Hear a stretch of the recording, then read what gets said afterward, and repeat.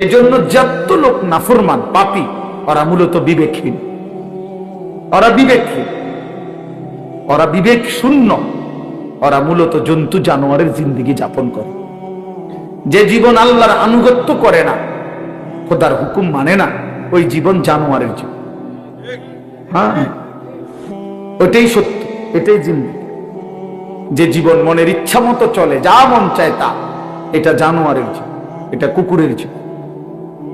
হ্যাঁ, কোরআন শরীফে আছে, আল্লাহ তাআলা বলেছেন ওয়াত্তাবাআ হাওয়াহু ফামাসালুহু কামাসালিল কালব।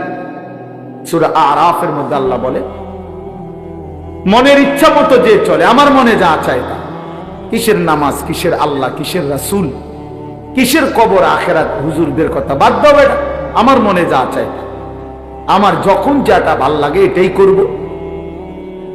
মন চাইলে ঘুমাবো, মন চাইলে সজাগ থাকবো, মন চাইলে হাসে, মন চাইলে কাঁদে। এই যার যখন যা মন চায় তাই করে। আল্লাহর বিধান, রাসূলের বিধান, কোরআনের বিধান যে অনুসরণ করে না, খোদার কসম আল্লাহ বলছে ফামাসালুহু কামাসালিল কালব, তার উদাহরণ আল্লাহ বলেন কুত্তার মতো। কুত্তার মতো, এটা কুত্তা, এটা কুত্তা। কামাসালিল কালব অর্থ হলো কুত্তা, কালবুন অর্থ কুত্তা, কুকুর। অতএব যে জীবনে সেজদা নাই, ওই জীবন কুকুরের জীবন। মনে রাখো ছেলেরা, নিজের পরিচয় মিলাইয়া নিও, আত্মপরিচয় মিলাইয়া নিও। তুমি মানুষ না জানোয়ার, তোমার লগে তুমি বুঝ করে নিও, অসুবিধা নেই। তোমার রাত তোমার কাছে, আমার রাত আমার কাছে, তোমার দিন তোমার কাছে, আমার দিন আমার কাছে, তুমি মিলাইয়া নিও। নিজের পরিচয় মিলাইয়া নেওয়া উচিত। আল্লাহ কোরআনে বলছে ফামাসালুহু কামাসালিল কালব, শাহওয়াত, মনের চাহিদা, কামনা, বাসনা, মনে যা চায় তাই যে করে, আল্লাহ বলেন এই জিন্দেগি কুকুরের জীবন। অতএব এরপরেও যদি কোনো লজ্জা কারো না হয়, তো কি করার আছে? কিছুই করার নেই। কেউ যদি বলে যে মনে মনে যে আমার কুত্তা কক আর শুকর কক, আমার সমস্যা না, আমি বেডি সামুই, হ্যাঁ, আমি নারী দেখবই, ছবি দেখবই, নর্তকী দেখবই, উলঙ্গ ছবি দেখবই আমি। এরপর বিনিময়ে আপনি আমার কুকুর বলেন আর শুকর বলেন, এটা আমার দেখা না। আমার শাহওয়াত, আমার মনের চাহিদা, আমার যা ইচ্ছা আমি তা করবো, ঠিক আছে, কোনো অসুবিধা নেই। কারোর জন্য কেউ আটকায় না, কারোর জন্য কেউ থেমে থাকে না, কারোর জন্য, কারো মৃত্যুতে পৃথিবী থামে না, কারো জন্মেও পৃথিবী আটকায় না, কোনো সমস্যা নাই। কিন্তু দোস্ত আমার, আমরা প্রত্যেকেই আলাদা আলাদা নিজ নিজ কবরে ফিরে যাব, এটা মনে রাখতে হবে। আলাদা আলাদা নিজ নিজ কবরে ফিরে যাব আমরা। কাজেই একাকী হতেই হবে, একদিন একাকী আল্লাহ তাআলার মুখোমুখি হইতে হবে। সেদিন টের পাবেন, সেদিন টের পাবেন। কোরআন শরীফে আছে আলহাকুমুত তাকাসুর হাত্তা যুরতুমুল মাকাবির কাল্লা সাউফা তা'লামুন। আল্লাহ বলে, বান্দা, দুনিয়ার নেশায় আখিরাত ভুলে গেলা, তো মনে রেখো একদিন কবরস্থানেই পৌঁছবা, আর সেদিন আমি আল্লাহ তোমাকে জানাবো আমার প্রতিটা নাফরমানির শাস্তি কি। আমি জানাবো বান্দা, আমি দেখাবো তোমারে, তুমি দেখবা বান্দা, আমি তোমাকে দেখাবো, আমি তোমাকে বুঝাবো। এজন্য দোস্ত, নওজোয়ান, প্রিয় সাথী, এটা মনে রেখো বাপ, আত্ম উপলব্ধি, আত্মপরিচয়, আত্মসম্মান, আত্মমর্যাদা অনেক বড় সম্পদ। এটা বুঝা যে আমি কে আসলে। আমি একজন মুসলমান, আমার বাবা মুসলমান, আমার মা মুসলমান, আমার বংশ মুসলমান, আমার গোটা মহল্লা মুসলমান, আমি ইমানদারের সন্তান। অথচ আমি এক ওয়াক্ত নামাজ পড়ল না, 365 দিনে, খোদার এক বছরে কোনোদিন ফজরের নামাজ পড়ল না, এটা মুসলমানের বাচ্চা, এটা মানুষের বাচ্চা। এইটা জানোয়ার না তো জানোয়ারটা কেন? এ জানোয়ার না তো জানোয়ার কে? তাই না, কে জানোয়ার? এইটা অসভ্য না তো অসভ্য না কে? এটা না তো কে অসভ্য? তাইলে আল্লাহ কাকে বলছে কুত্তার মতো? কাকে আল্লাহ বলছে ইনহুম ইল্লা কাল আনআম? আল্লাহ বলছে মনের ইচ্ছা মতো যে চলে তার পরিচয় আর কিছুই নয়, শুধুই জানোয়ার, আনআম, চতুষ্প জন্তু। কাকে বলছে বাবা? এই মানুষ রূপী এই জানোয়ারদেরকে বলছে, যাদের জিন্দেগিতে সেজদা নাই, আল্লাহ নাই, আখিরাত নাই। কে মা, কে বাবা, কি ধর্ম, কে বানাইছেন, কিচ্ছুর খবর নাই। মোবাইল, নারী, ছবি, অশ্লীল দৃশ্য, অসৎ বন্ধুদের আড্ডা, হাসি ঠাট্টা, সারা রাত মোবাইলে উলঙ্গ ছবি দেখতেছে, সকাল 9টা 10টা পর্যন্ত ঘুমায় আছে। আহ, হায় হায়, এটা বুঝি কোনো জিন্দিগি হইল বাপ? মানুষের জিন্দিগি তো এরকম হওয়ার কথা না। এক চতুষ্প জন্তু, এক রাস্তার কুকুরও তো এতক্ষণ ঘুমায় থাকে না। এক চতুষ্প জন্তু, জানোয়ারও তো এমন হয় না। এই জন্য বাপ এটা বোঝা উচিত। প্রিয় ভাই আমার, ছেলেরা আমার, কোন একজনও যদি বুঝে থাকো তো তুমি মনে মনে হিসাব মিলাই, তোমার বন্ধুর লগে না, তুমি একা হিসাব মিলাইবা। আসলে আমি কে? কে আমাকে বানাইলেন? কেন বানাইলেন? আমি কোত্থেকে আসলাম? তিনি আমার কাছে যা চাচ্ছেন আমি তা করছি কিনা? আমি যা করছি আমার আল্লাহ তা চাচ্ছে কিনা? প্রতিদিন নিয়মিত যে মানুষগুলো মৃত্যুবরণ করে তারা কোথায় যায়? কে তাদেরকে নিয়ে যায়? কেউ তো মরতে চায় না, কিন্তু কেউ তো থাকতেও পারে না। কোন অদৃশ্য মালিক তাদেরকে নিয়ে যাচ্ছে। বন্ধু, এতটুকু বিবেক যদি না খাটাও, বাবাদেরকেও বলি আপনিও যদি না খাটান, আখিরাত যদি না মিলান, কেমনে কবরে চাইবেন বাপ? কেমনে চাইবেন? খাট পালং আর সোফা ফার্নিচার বানাইয়া হিসাব মিলাই এলেন, মানুষের দেখাইলেন খাট পালং সোফা, বিল্ডিং, দালান, টাইলস, জমি, গাড়ি। আহা বাবা, এগুলো কি মিলাইয়া গেলে? এগুলো তো আপনার আগেও পৃথিবীতে ছিল, আপনার পরও থাকবে পৃথিবীতে, কিন্তু আপনি কবরে কি নিয়ে যাচ্ছেন?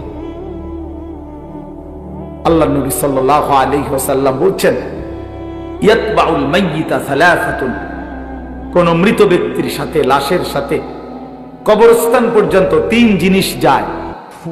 আহলুহু ওয়া মালুহু ওয়া আমালুহু, তার পরিবারের সদস্যরা সাথে যায়। কিছু সম্পদ, মাল, এই যে লাশের একটা খাটিয়া, আগরবাতি, একটা কাপড় ইত্যাদি ইত্যাদি, ছোটখাটো কিছু ঠুনকো মাল সামান্য, এগুলো সাথে যায়। আর ওয়া আমালুহু, তার সারা জিন্দেগীর আমল, কর্মকাণ্ড, সেটাও তার সাথেই যায়। ফায়ারজিউ ইসনান ওয়া ইয়াবকা ওয়াহিদ, 2 জিনিস ফিরে আসে। এক, তার বংশধর, পরিবার, মহল্লাবাসী ফিরে আসে, এবং ওই খাট কাপড়গুলোও ফিরে আসে। আর শুধুমাত্র তার আমল, ভালো কিংবা মন্দ, ওইটাই তার কবরের সাথে থেকে যায়। এই জন্য দোস্ত, আমরা আমাদের 1 সেকেন্ড, 1 ঘন্টা, 1 মিনিট, একটা নিঃশ্বাস যেটা একবার করছে, এটা আর কোনোদিন আমরা হিসাবের বাহিরে আড়াল করতে পারবো না। কোরআনুল কারীমের মধ্যে আল্লাহ বলছেন, লা ইউগাদিরু সাগীরাতান ওয়ালা কাবীরাতান ইল্লা আহসাহা। এই ফেরেশতারা ডান কাঁধে বাম কাঁধের, ছোট থেকে ছোট, বড় থেকে বড়, জীবনের প্রতিটা স্পন্দন, প্রতিটা নিঃশ্বাস পর্যন্ত আল্লাহ কসম আমলনামার মধ্যে উঠায় রাখছে। 24 ঘন্টার 1টা মিনিট বাবা, ছেলেরা, সবাইকে বলি, আমাকেও বলি, আড়াল করার কোনো সুযোগ নাই, কোনো সুযোগ নাই বন্ধু। কোন রাত, কোন দিন, কোন ঘন্টা, কোন মিনিট, সেকেন্ড, আর কোন দিন আমার আড়াল করবার সুযোগ নাই আল্লাহর কাছ থেকে। এই জন্য আমরা যদি এটা না বুঝি বাবা, অনেক নওজোয়ান তোমরা চেহারা সুরত দেখলে বোঝা যায় বাপ কতদিন হয় নামাজ পড়ো না। তোমার মালিকরে এমন ভুলা কেমনে ভুললা? কোন মার ঘরে জন্ম নিলা, কোন বাবার ঘরে বড় হইলা, বাপেরই বা এত বড় বেইজ্জতি কেমনে করলা, মারে এত বড় অপমান কেমনে করলা? মা তো পরিচয় দিছে মুসলমান, বাবাও তো জানে তুমি মুসলমান, তুমি নিজেও তো জানো তুমি মুসলমান। মুসলমান এমন হয়, মুসলমান এমন হয় যে এক ওয়াক্ত নামাজ পড়তে মন চায় না, এটা মুসলমানের বাচ্চা। ঠিক মতো কখনোই পেশাব পায়খানা করে পাক পবিত্র শরীয়ত মতে হয় না, এটা মুসলমানের বাচ্চা। 24 ঘন্টা নারী ছবি ছাড়া, নাটক সিনেমা ছাড়া, টেলিভিশন সিনেমা ছাড়া, নর্তকী দেখা ছাড়া জীবন যার কাটে না, এটা মুসলমানের সঙ্গে। মুসলমান এমন হয়। এই জন্য আমার বন্ধু, আমি অনুরোধ করছি প্রত্যেকের কাছে, আমাকেও বলি আপনাদেরকেও বলি, নওজোয়ান ছেলে তোমাদেরকেও বলি, বাবা একজন হইলে একজনই মনে রাখো, নিজের হিসাব কইরো বাপ। ওয়ালতানজুর নাফসুম মা কদ্দামাত লিগাদ। আল্লাহ তাআলা বলেছে প্রত্যেকটি প্রাণ, প্রতিটা আত্মা আলাদা হিসাব করো, লক্ষ্য করো আজকের দুনিয়া থেকে আগামীকালকের আখিরাতের জন্য কি পাঠিয়েছো। চোখ বন্ধ করলেই মৃত্যু থামবে না, ভুলে গেলেও মৃত্যু থামবে না, না বুঝলেও মৃত্যু থামবে না। বুঝে আসলেও মরে যাবেন, না বুঝলেও মরে যাবেন। চোখ খোলা থাকলেও মরে যাবেন, চোখ বন্ধ থাকলেও মরে যাবেন। হাসলেও মরে যাবেন, কাঁদলেও মরে যাবেন। রাজপ্রাসাদের অট্টালিকায় থাকলেও মরে যাবেন, জীর্ণ কুঠির কুড়ে ঘরে থাকলেও মরে যাবেন। প্রিয় বন্ধু, যেটাকে আড়াল করার কোনো সুযোগ নাই, মৃত্যুকে পাশ কাটবার কোনো সিস্টেম নাই, কোনো সিস্টেম নাই। 7 মহাদেশের মালিকও যদি হয়, 7 রাজার ধনও যদি কেউ পায়, তারপরেও যেহেতু মৃত্যুকে বাদ দেওয়ার, আড়াল করবার কোনো সিস্টেম নাই, অতএব প্রস্তুতি নেওয়া এটাই বিবেকবানের উচিত। কারণ যেহেতু আমি মৃত্যুকে আড়াল করতে পারবো না, অতএব মৃত্যুর জন্য প্রস্তুতি নেওয়া এটাই চূড়ান্ত বুদ্ধিমান। কোনো সুযোগ যেহেতু নাই, কোনো সিস্টেম যেহেতু নাই, পৃথিবী সৃষ্টির শুরু থেকে আজ পর্যন্ত যেহেতু এমন কোন সিস্টেম নাই, অতএব মরতেই হবে। হবে কিনা বাপ বলেন না সবাই, হবে কিনা? মরতেই হবে। এজন্য আখিরাতের প্রস্তুতি নেওয়া, কবরের প্রস্তুতি নেওয়া, পরকালের ফিকির করা, এটাই মুমিনের জিন্দেগি। মুসলমান তাকেই বলে, মুসলমান তাকেই বলে। ওই দেখেন ওই অপদার্থ কি করে, কত বড় অসভ্য দেখছেন, আবার হাসে বেয়াদব। এই বেয়াদব এমনই হয়, অসভ্য এমনই হয়। ওই যে বললাম শাহওয়াত, মনের চাহিদা, যে হুজুর তোমার বাপও যদি মানা করে, আমি তো কারো কথাই শুনি না, তুমি হুজুরের কথা শুনবো কিতাম, আমি তো জীবনে কারো কথাই শুনি না, আমার আবার হুজুর কি আর পাবলিক কি, আমি তো চলি আমার মতো করে। বুঝলেন না? এই জিন্দেগি, এটাই জীবন। আপনি নিষেধ করবেন, শুনবে না, আমি তো আমার মতো চলি, আমার মতো চলি। আমি তো নিষেধ করছিলাম বাপ, আমি তো বলছি প্রথম যে আমি সুন্দর করে বললাম, বলছি কিনা? হ্যাঁ, অসংখ্য ছেলে পেলে বললাম না আজকে বাবা, তোমরা অগণিত ছেলে, তোমরা মনে করছো তোমরা অনেক সুখে আছো, কারণ মা বাবা পারিবারিক বন্ধন থেকে তোমরা মুক্ত। অর্থাৎ তোমাদের বাবা আর তোমাদেরকে ফেরাইবার জন্য সাহস করে না, তোমাদের মা তোমাদেরকে দিনদার বানাবার ফিকির ছেড়ে দিছে, মহল্লার বাসী ছেড়ে দিছে, তোমাদেরকে ছেড়ে দিছে। বাপ, তোমরা এখন বন্ধুদের আড্ডায় ঘন্টার পর ঘন্টা, বাকি টাইম একাকী যখন হও, সারা রাত মোবাইল। তার মানে তোমার কোনো মা নাই, বাবা নাই, অভিভাবক নাই, কেউ তোমারে রাগ দিবে, ডাক দিবে, কেউ তোমারে ফিরাবে। আপন ঘরে ঘুমায়, মা বাপ জীবিত, কিন্তু একটা দিন চোখের পানিও পরে না, বলেও না আমার 365 দিনে আমার 16 বছরের ছেলেটা একদিনও ফজরের নামাজ পড়ে না, এত বড় জানোয়ার মুসলমানের ঘরে কেমনে ঘুমায় বেটা? এত বড় জানোয়ার কেমনে ঘুমায় মুসলমানের ঘরে? তার বাপ কোথায়, তার মা কোথায়? আহা, তার পরিবার এভাবে ভুলে গেল কেমনে? কিরে বাপ, তোমার উপরে খোদার কি পরিমাণ লানত পড়ছে, খোদার গজব পড়ছে বেটা, এই জন্য কেউ তোমারে আর ডাকে না। আহা, কেউ তোর মনে করাই দেয় না যে রে বাপ তোর জাহান্নাম দেখা যায়, তোর জাহান্নাম দেখা যায়। কেউ মনে করায় না ছেলে পেলেদের, বুঝছে? কেউ মনে করায়। সবাই তামাশা দেখতেছে, চোখের সামনে আমাদের ছেলেরা নষ্ট হয়ে যাইতেছে, বখাটে হয়ে যাইতেছে, মসজিদে নামাজ চলতেছে, এক ওয়াক্ত নামাজ পড়ে না। কারো কোনো ফিকির নেই। তার বাবা কই, মা কই, দাদা কই, দাদি কই, তার নানা কই, নানি কই, চাচা কই, মামা কই, ফুফা কই, খালু কই, তার বড় ভাই কই, তার বড় বোন কই? কেউ কিচ্ছু বলে না। হেঁটে হেঁটের মতো হাসে, লাফায়, চুল রাখে তার ইচ্ছা মতো, প্যান্ট পরে তার ইচ্ছা মতো, দুপুরে খানা বিকালে খায়, বিকালের খানা রাইতে খায়, সারা রাত, রাতের 3টা বাজে দেখবেন মোবাইলে ছবি দেখতেছে, ভোরবেলা 9টা বাজে গেছে, ঘুম থেকে উঠতেছে না। এটা মুসলমানের জিন্দেগি? এটা মুমিনের জীবন? এটা বাবা মার সংসার? এটাই সার্থকতা জীবনের? বলে পৃথিবীর সর্বাধুনিক মজবুতি প্রযুক্তি দিয়েও যদি আপনি সোফা বানান, খাট বানান, কি লাভ হবে যদি স্ত্রী সন্তান নাফরমান হয়? হ্যাঁ, যদি ছেলে মেয়ে বেনামাজি হয়, মেয়েটা যদি বেপর্দা হয়, স্ত্রী যদি বেপর্দা হয়, কি ফায়দা? অর্জন কি জিন্দেগির অর্জন কি? এই জন্য আমি অনুরোধ করছি আপনাদের কাছে, দয়া করে ফিকির করেন, ফিকির করেন। ছেলেরা বাপ, নষ্ট হইও না বাপ। যদি অব্যাহত করতে চাই, একটা চূড়ান্ত কথা আপনারা বাবাদেরকেও বলি, একটা গুরুত্বপূর্ণ কথা মনে রাখবেন। কোরআন শরীফে আছে, কেউ যদি গুনাহ লাগাতার করতে থাকে, খোদার কসম আল্লাহ একদিন নারাজ হয়, আর সেদিন আল্লাহ পাক ইচ্ছা করে তাকে আল্লাহ তাআলা পথভ্রষ্ট করে দেয়।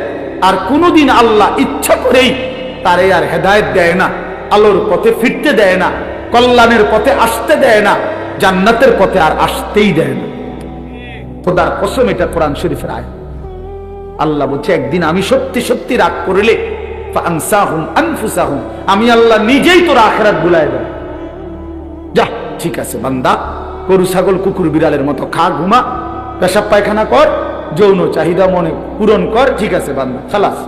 নুওয়াল্লিহি মা তাওয়াল্লা ওয়া নুসলিহি জাহান্নাম। যা বান্দা, তোর এই উল্টো পথে চলছিস, চলতে থাকো উল্টো, আমিও তোরে উল্টো পথে চালায় দিলাম। তো মনে রাখো, একদিন ওয়া নুসলিহি জাহান্নাম, উল্টো পথে চলতে চলতে একদিন তোমারে আমি আল্লাহ ধাক্কা দিয়া, লাথি দিয়া ফেরেশতাকে বলে জাহান্নামে ফেলে দেব,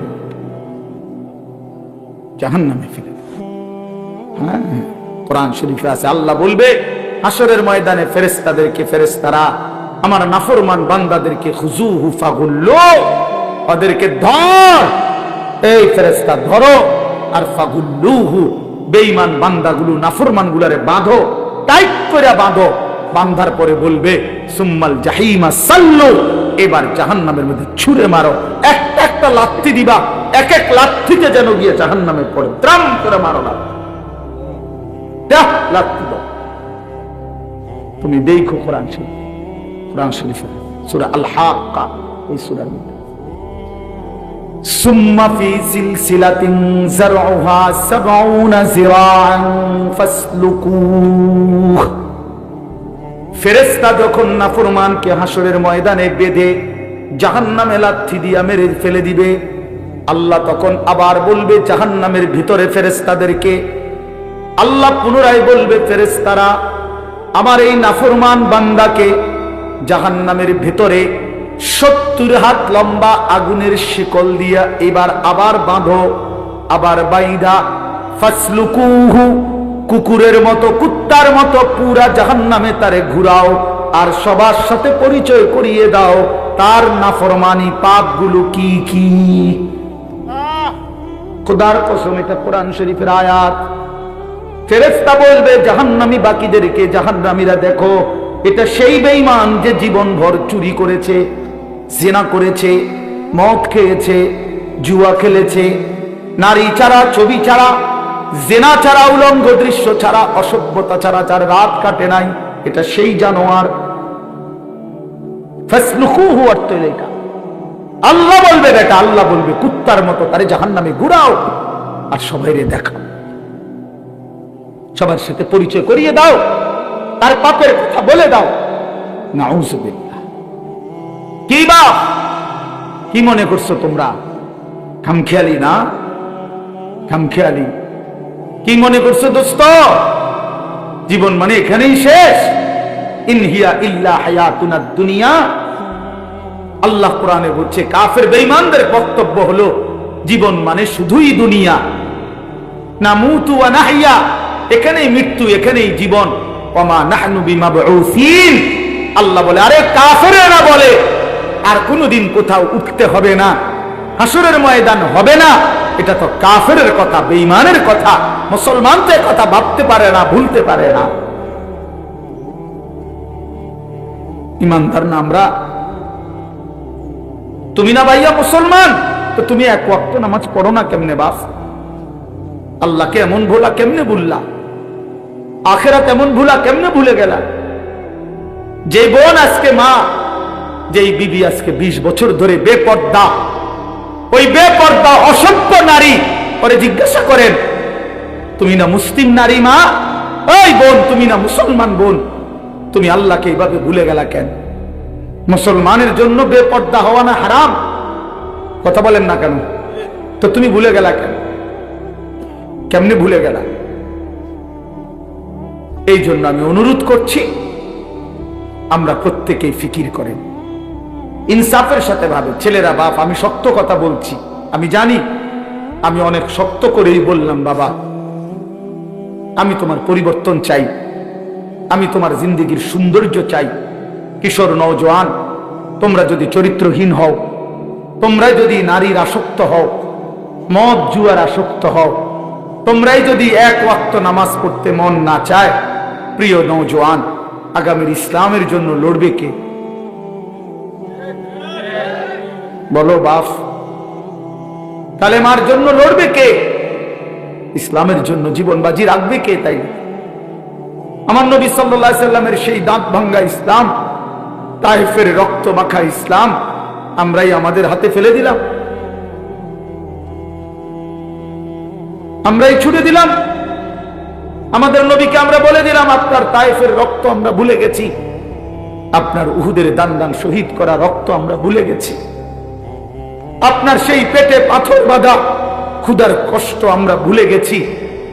আমরা আপনাকে চাই না, আমরা ইহুদি, খ্রিস্টান, বেঈমান, ফুটবল, ক্রিকেটের খেলোয়াড় কিংবা মোবাইলের কোনো নারী নর্তকী, তাকে নিয়েই আমরা পড়ে আছি। আহা আহা, আল্লাহ নবী সাল্লাল্লাহু আলাইহি ওয়াসাল্লামের কাছে কিন্তু উম্মতের আমল শোনানো হয়।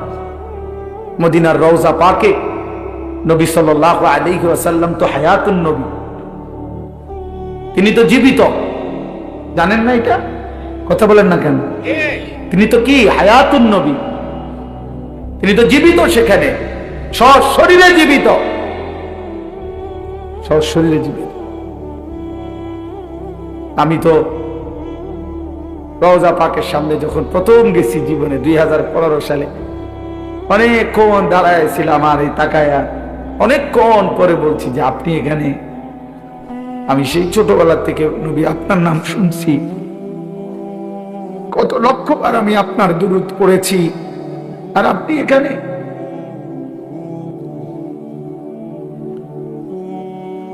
তো আল্লাহ নবী সাল্লাল্লাহু আলাইহি সাল্লামের কাছে উম্মতের আমলনামা শোনানো হয়, ফেরেশতারা শোনায়।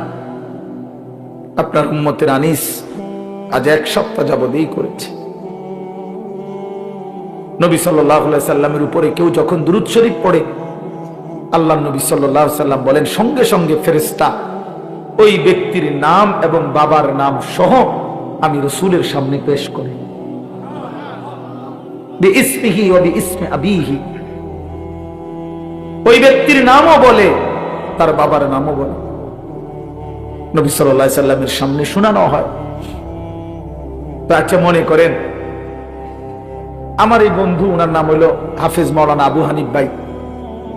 এখন কেউ মনে করেন আমার কাছে ওনার নাম খুব বলে আইসা আইসা, তো কোনো একদিন যদি 6 মাস পরেও 6 বছর পরেও উনি যদি আমার সামনে আইসা বলে যে হুজুর আমার নাম আবু হানিফ, তা আমি কি বলবো? আরে আপনি না, আপনার কথা আমি কত শুনছি, অনেকেই আপনার কথা বলে, বারবার বলছে। খোদার কসম, যেই উম্মত রাসূলুল্লাহ সাল্লাল্লাহু আলাইহি সাল্লামের সুন্নাতকে অনুসরণ করেছে, দুরূদ শরীফ পড়েছে, নবীজি সাল্লাল্লাহু আলাইহি সাল্লামকে অনুসরণ করেছে, তো তার নাম তো নবী সাল্লাল্লাহু আলাইহি সাল্লামের সামনে বারবার উচ্চারণ হয়েছে।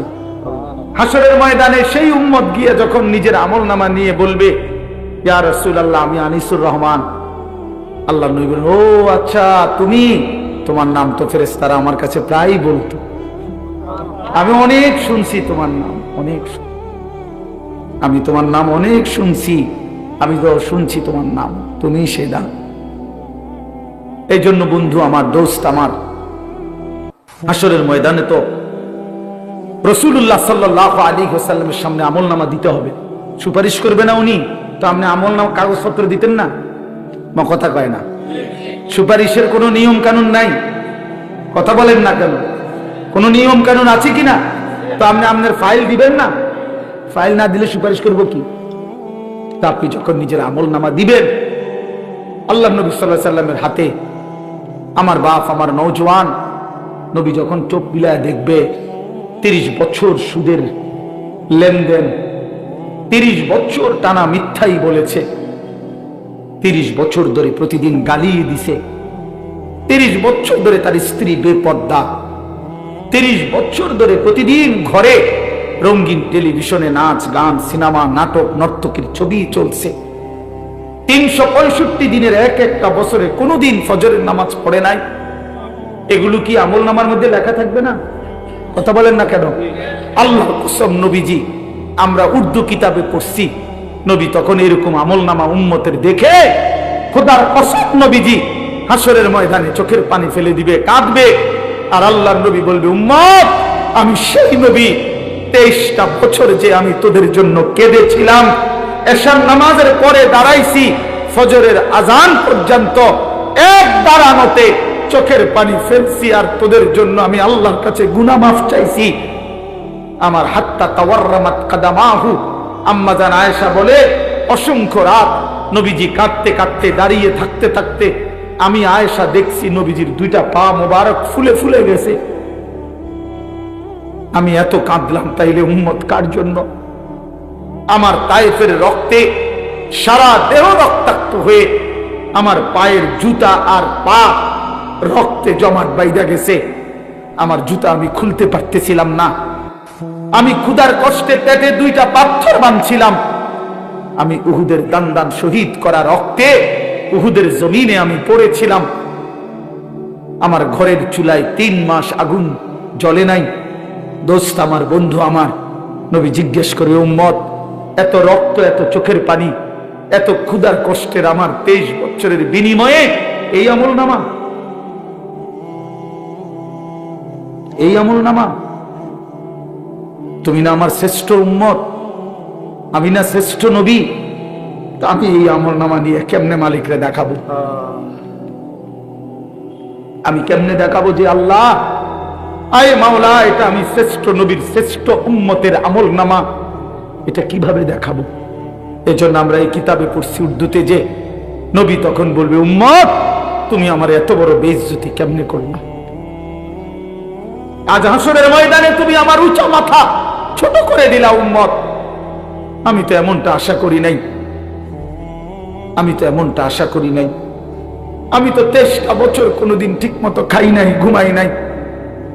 আমি তো 23টা বছর দুয়ারে দুয়ারে ঘুরছি, কভি আরশ পর, কভি ফরশ পর, कभी उनके दर कभी दर बदर गमे आशिकी तेरा शुक्रिया मैं कहां कहां से गुजर गया কই থেকে কই ছুটছি কখনো হাটে কখনো ঘাটে কখনো মাঠে কখনো বাজারে কখনো একজনকে কখনো 10 জনকে ধাক্কা দিছে উটের পোঁছা নারী বুড়ি আমার পিঠে চাপায় দিছে আবু লাহাব আমারে গামছা দিয়া ধরে টাইনা কাবা ঘরের সীমানা থেকে টেনে বের করে দিছে আবু জাহেল আমারে ধাক্কা দিতে দিতে খানায় কাবার সীমানা থেকে বের করে দিছে আমি এত অপমান সইলাম এত বেইজ্জতি সইলাম আমি এত পাথরের আঘাত সইলাম বিনিময় উম্মত তোদের কাছে আমার এই কলিজা ছেঁড়া রক্ত ভেজা দিন দিয়ে গেলাম ইসলাম দিয়ে গেলাম কোরআন দিয়ে গেলাম সবকিছু এভাবে ছুঁড়ে ফেলে দিছ